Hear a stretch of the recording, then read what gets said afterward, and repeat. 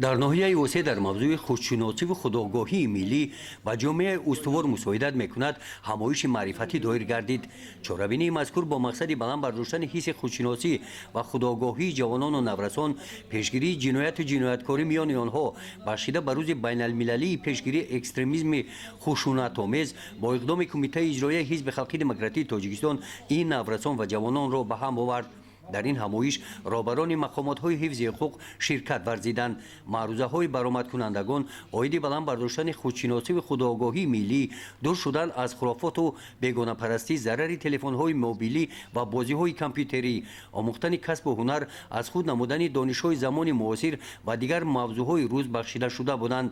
از اشتراکچیان همایش دعوت به عمل آورده شد که در پیشرفت و شکوفایی وطن عزیز خویش با آموختن علم و دانش سهمگزار باشند.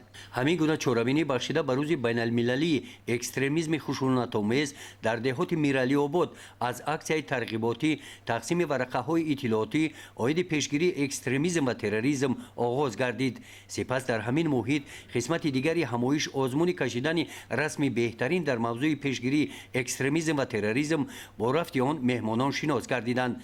رسم‌های کشیده نورسان از مؤسسه‌های تعلیم حدود این دهات از روی تأثیرات‌هایشان این موضوع را انعکاس نمودند و بخشیده به همین چاره‌بینی پیشنهاد شدند.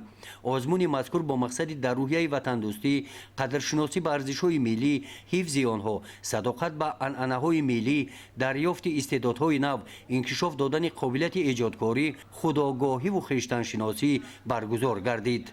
در جنبست همایش معرفتی بعد برآمدها در قسمت مکافات سپاری‌ها نتیجه آزمون رسمی بهترین را جنبست نموده غالبان را با سپاسنامه و تحفه‌های مالی قدر نمودند.